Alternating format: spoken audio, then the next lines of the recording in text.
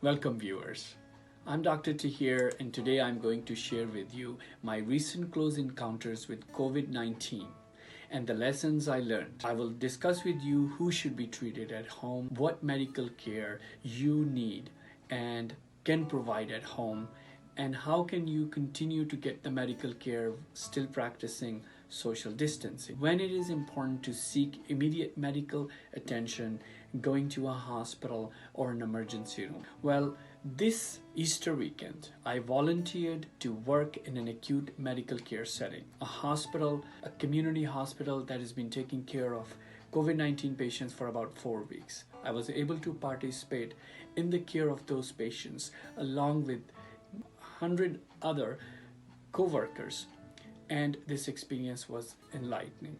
Although I had some personal fears and concerns about my own well-being, my family and their well-being, and worries that COVID-19 is a serious infection, they all disappeared quickly when I went to that floor. The strength, the character strength, the humor of the medical team working there, which includes the nurses, receptionists, the sanitary workers, doctors, everybody, that you felt that you're part of something bigger and your presence can make a difference.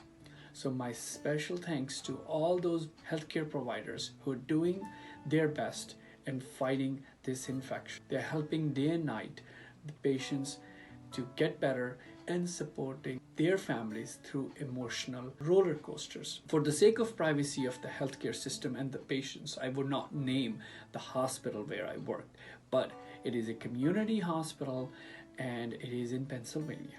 They usually have an ICU bed which can have about 12 to 14 patients at any given time, but most of the time they are never fully occupied. But this time they had not only one ICU, they had to make 2 ICUs. Their main ICU was converted into COVID-19 ICU and it had 100% occupancy, although they keep one room available for any emergency. They had to convert another part of the hospital, which is usually a post-operative care unit called PACU, into a non-COVID clean ICU to take care of patients who need intensive care monitoring but do not have COVID-19 infection. As you can understand, 2 ICUs means double the amount of nurses, double the amount of ventilators, double the amount of monitors, and all those resources that take into account for taking care of these serious patients. Fortunately, this hospital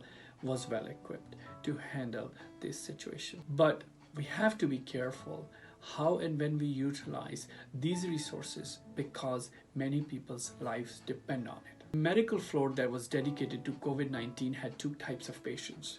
Some of the patients were in the range between 40 to 70 and the others were about 70 and above. Most patients who were 70 and above, they were considered high-risk patients. In medical terminology right now, we understand any patient above 65 is high risk. Their situation was dire. They had several comorbid conditions. Some of them actually came from home, but some of them came from long-term facilities such as nursing home, and their risk of infection and the comorbid conditions were very significantly different than younger population. These patients had high inflammatory markers such as C-reactive protein, their CPK muscle enzyme was high, their lactic acid was high, another blood test called LDH was very high, their heart rate, their breathing rate was high as well. They had high fevers, low blood pressures, and depending upon what was the code status of the patient, they were either going COVID